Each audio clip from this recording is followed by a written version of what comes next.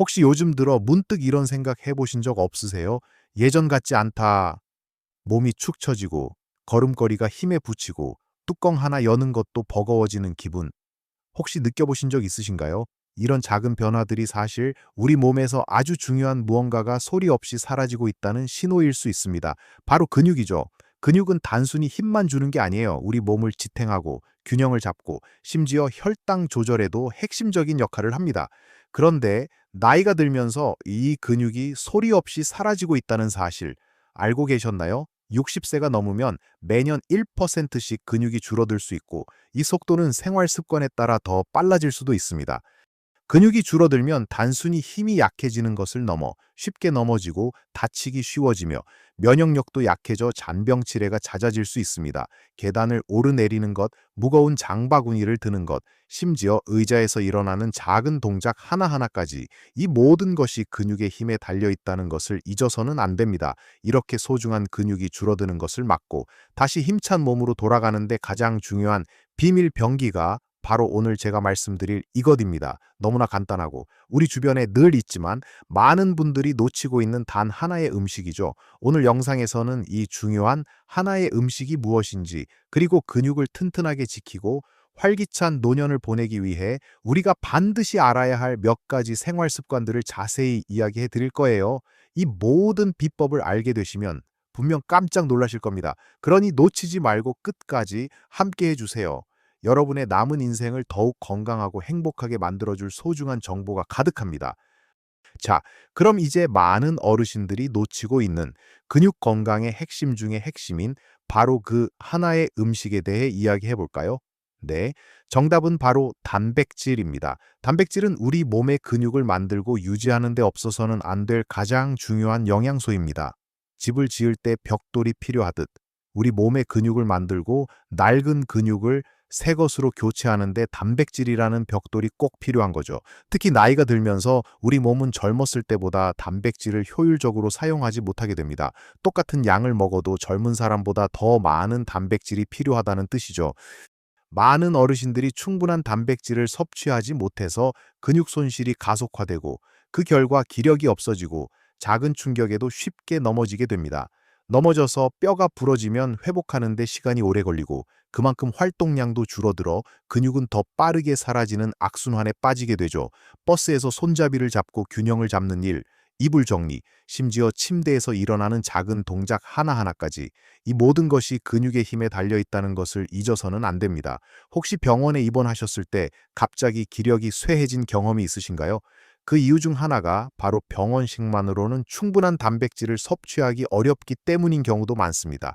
근육은 우리가 생각하는 것보다 훨씬 더 빠르게 사라질 수 있습니다. 그럼 하루에 얼마나 먹어야 할까요? 보통 체중 1kg당 1.0, 1.2개의 단백질을 섭취하는 것이 좋습니다. 예를 들어 체중이 60kg인 분이라면 하루에 67kg 정도의 단백질을 드셔야 한다는 이야기죠. 이게 감이 잘 안 오실 수 있는데요.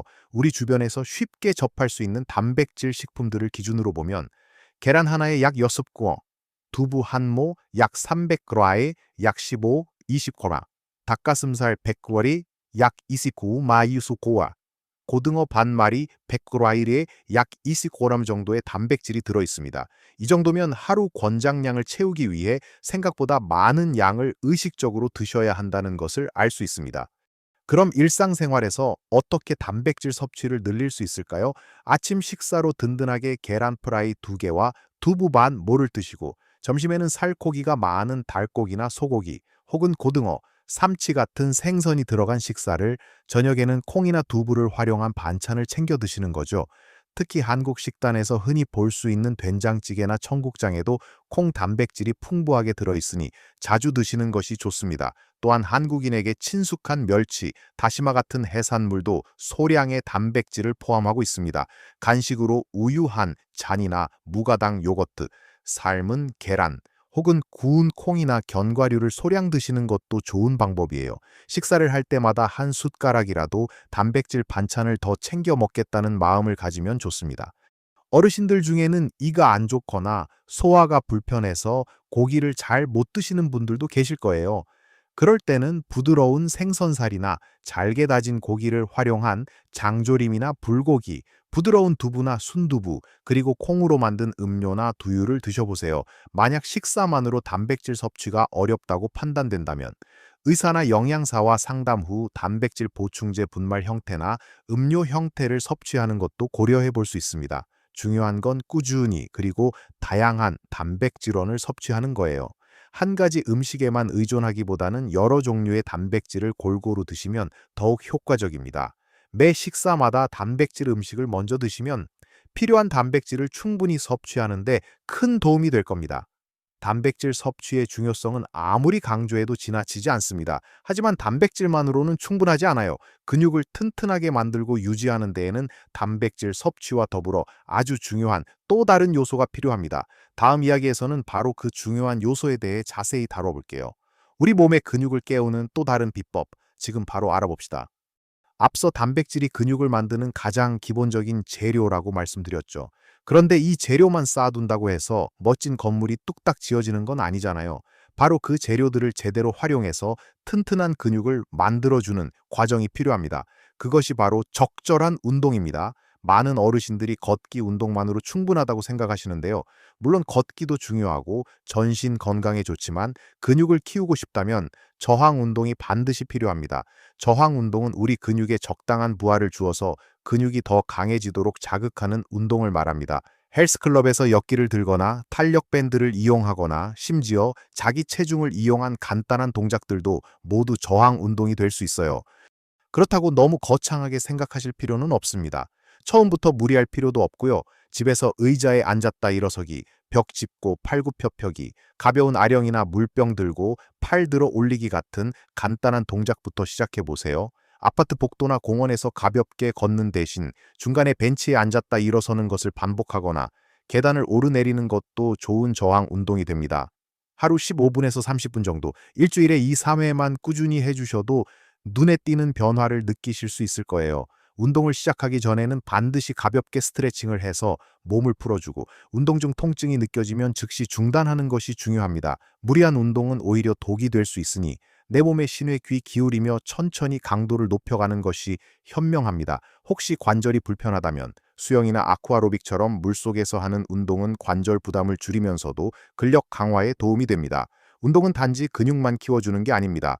뼈 건강을 강화하고 균형 감각을 향상시켜 낙상 위험을 줄여주며 혈액 순환을 좋게 하고 심지어 우울감 해소에도 도움을 줍니다. 운동을 통해 얻는 활력은 여러분의 일상을 훨씬 더 풍요롭게 만들어줄 거예요. 근육을 튼튼하게 만드는 데 있어 단백질과 운동만큼이나 중요한 것이 바로 비타민 D입니다. 비타민 D는 흔히 뼈 건강에만 중요하다고 생각하시지만 사실 근육 기능 유지와 근육 회복에도 아주 중요한 역할을 합니다. 비타민 D가 부족하면 근육의 힘이 약해지고 근육통이 생기기 쉬우며 심지어 균형 감각에도 영향을 미쳐 낙상 위험을 높일 수 있습니다. 마치 자동차 엔진의 연료가 충분해도 엔진 오일이 부족하면 제 기능을 못하는 것처럼 근육에도 비타민 D가 꼭 필요합니다. 비타민 D는 햇볕을 쬐면 우리 몸에서 스스로 만들어집니다. 하루에 15분에서 30분 정도 햇볕을 직접 쬐는 것이 가장 좋은 방법인데요. 자외선 차단제를 바르지 않은 맨살에 햇볕을 쬐는 것이 중요합니다. 산책을 나가거나 베란다에서 햇볕을 쬐는 시간을 의식적으로라도 가져보세요. 하지만 겨울철에는 햇볕이 약하고 피부암 걱정 때문에 충분히 쬐기 어려운 경우가 많죠. 그럴 때는 비타민 D가 풍부한 음식을 드시는 것도 좋은 대안입니다. 고등어, 연어 같은 등푸른 생선, 계란 노른자, 표고버섯, 목이버섯 같은 버섯류에 비타민 D가 많이 들어있어요. 그래도 부족하다 싶으면 의사나 약사와 상담 후 비타민 D 보충제를 섭취하는 것도 고려해 볼 수 있습니다. 특히 폐경 이후의 여성분들이나 야외 활동이 적은 어르신들은 비타민 D 부족 위험이 높으니 더욱 신경 써야 합니다. 비타민 D는 칼슘 흡수에도 필수적이라 뼈 건강과 근육 건강을 동시에 지키는 데 큰 도움을 줍니다. 칼슘이 풍부한 우유, 치즈, 요거트와 함께 드시면 시너지 효과를 낼 수 있겠죠. 마지막으로 어르신들 중에는 소화가 잘 안 되거나 식욕이 없어서 식사량을 줄이시는 분들이 많습니다. 그런데 근육을 만들고 유지하려면 충분한 에너지가 공급되어야 해요. 필요한 칼로리보다 적게 드시면 우리 몸은 근육을 분해해서 에너지를 만들려고 합니다. 이렇게 되면 아무리 단백질을 많이 먹고 운동을 열심히 해도 근육이 줄어들 수밖에 없어요. 하루 3끼를 규칙적으로 골고루 드시는 것이 가장 중요합니다. 혹시 식사량이 너무 적거나 체중이 줄어들고 있다면 영양 밀도가 높은 음식을 드시는 것이 좋습니다. 예를 들어 흰쌀밥 대신 잡곡밥을 드시고 국물보다는 고기나 채소 건더기를 많이 드세요. 식사 중간에 과일, 견과류, 요거트 같은 건강한 간식을 챙겨 드시는 것도 좋은 방법입니다. 소량씩 자주 드시는 것도 도움이 됩니다. 식욕이 없다면 좋아하는 음식을 소량씩 자주 섭취하여 꾸준히 칼로리와 영양분을 공급해 주는 것이 중요합니다. 단백질, 운동, 비타민 D, 그리고 충분한 영양 섭취까지 이 모든 것이 우리 근육을 지키는 데 꼭 필요하다는 것을 이제 아시겠죠? 하지만 여기에 더해 우리 몸의 회복을 돕고 근육을 더욱 단단하게 만들어주는 마지막 핵심 비법이 남아 있습니다. 바로 다음 이야기에서 이 중요한 비법에 대해 알려드릴게요. 앞서 우리는 근육 건강을 위한 핵심 요소들인 단백질 섭취, 적절한 운동, 비타민 D의 중요성, 그리고 충분한 영양 섭취에 대해 자세히 알아봤습니다. 이 모든 것들이 조화를 이룰 때 비로소 우리 몸의 근육은 더욱 튼튼해지고 활력을 되찾을 수 있는데요. 여기에 빠질 수 없는 마지막 퍼즐 조각이 하나 더 있습니다. 그것은 바로 우리 몸의 회복에 직접적인 영향을 미치는 두 가지 요소입니다. 첫 번째는 바로 충분하고 질 좋은 수면입니다. 수면은 근육 회복과 성장에 있어 정말 중요합니다. 잠을 자는 동안 우리 몸은 낮 동안 손상된 근육 조직을 회복하고 성장 호르몬을 분비하여 새로운 근육 세포를 만듭니다. 운동으로 근육에 자극을 주었더라도 충분히 쉬어주지 않으면 제대로 근육이 만들어지지 않는 거죠. 마치 밤에 건물이 공사를 마친 후 건물이 제대로 굳어지고 안정화되는 시간을 가지는 것과 같습니다. 수면이 부족하면 이러한 회복 과정이 방해받고 근육 손실이 가속화될 수 있습니다. 뿐만 아니라 수면 부족은 식욕을 조절하는 호르몬에도 영향을 미쳐 불필요한 간식 섭취로 이어질 수도 있습니다. 어르신들 중에는 불면증으로 고생하는 분들이 많으실 텐데요. 숙면을 위해 몇 가지 습관을 들여보세요. 첫째, 규칙적인 시간에 잠자리에 들고 일어나는 습관을 만드세요. 주말에도 너무 늦잠을 자지 않는 것이 좋습니다. 우리 몸의 생체 리듬을 일정하게 유지하는 것이 중요합니다. 둘째, 잠자리에 들기 전에는 스마트폰이나 TV 시청을 자제하고 따뜻한 물로 샤워를 하거나 가벼운 스트레칭을 하는 등 편안하게 몸을 이완시켜 주세요. 지나친 각성 상태는 숙면을 방해합니다. 셋째, 낮잠은 너무 길게 자지 않도록 주의하고 가능하면 낮에 햇볕을 보며 가볍게 활동하는 것이 밤에 숙면을 취하는 데 도움이 됩니다. 침실 환경을 어둡고 조용하며 시원하게 유지하는 것도 중요해요. 또한 카페인이 함유된 음료는 저녁 시간 이후에는 피하는 것이 좋습니다. 마지막으로 근육 건강을 위한 아주 기본적인 하지만 놓치기 쉬운 한 가지는 바로 충분한 수분 섭취입니다. 우리 몸의 근육은 약 75%가 물로 이루어져 있습니다. 물이 부족하면 근육 세포의 기능이 저하되고 근육 경련이 일어나기 쉬우며 운동 효율도 떨어집니다. 탈수는 곧 근육의 힘과 회복력을 약화시키는 지름길인 셈이죠. 몸이 탈수 상태가 되면 근육이 뻑뻑해지고 통증을 느끼기 쉬워져 활동량까지 줄어들게 됩니다. 어르신들은 갈증을 잘 느끼지 못하거나 화장실에 자주 가는 것이 번거로워 물 마시는 것을 소홀히 하는 경우가 많습니다. 하루에 8잔 정도의 물을 의식적으로 마시려고 노력하고 물 외에도 보리차나 끓인 물을 드시는 것도 좋습니다. 한 번에 많이 마시기보다는 조금씩 자주 마시는 것이 효과적입니다. 식사 전후, 운동 전후, 잠자리에 들기 전과 아침에 일어났을 때 물 한 잔을 마시는 습관을 들여보세요. 물병을 늘 가까이 두고 수시로 마시는 것도 잊지 마세요. 음료수를 마실 때는 설탕이 많이 들어간 탄산음료나 과일 주스보다는 물이나 무가당 차를 선택하는 것이 좋습니다. 자, 이제 여러분은 근육을 잃지 않고 더욱 건강하고 활기찬 노년을 보내기 위한 모든 중요한 비법들을 알게 되셨습니다. 바로 단백질 섭취, 적절한 저항 운동, 비타민 D의 중요성, 충분한 영양 섭취, 그리고 마지막으로 양질의 수면과 충분한 수분 섭취였죠. 이 모든 것들이 한데 어우러질 때 여러분의 몸은 예전의 활력을 되찾고 더욱 단단해질 겁니다. 너무 많은 것을 한 번에 바꾸려고 애쓰지 마세요. 작은 변화부터 시작하는 것이 중요합니다. 오늘 당장 단백질이 풍부한 계란 하나를 더 드시고 내일부터는 의자에 앉았다 일어서는 운동을 하루 5번씩 시작해 보세요. 물 한 잔을 더 마시는 것도 좋습니다. 이 작은 시작들이 모여 여러분의 건강에 큰 변화를 가져올 거예요. 나이는 숫자에 불과합니다. 중요한 것은 지금부터 여러분이 어떤 선택을 하고 어떻게 몸을 돌보느냐에 달려 있어요. 여러분의 몸은 여러분이 관심을 기울이는 만큼 보답할 겁니다. 이 영상이 여러분의 건강한 미래를 위한 작은 불씨가 되기를 진심으로 바랍니다.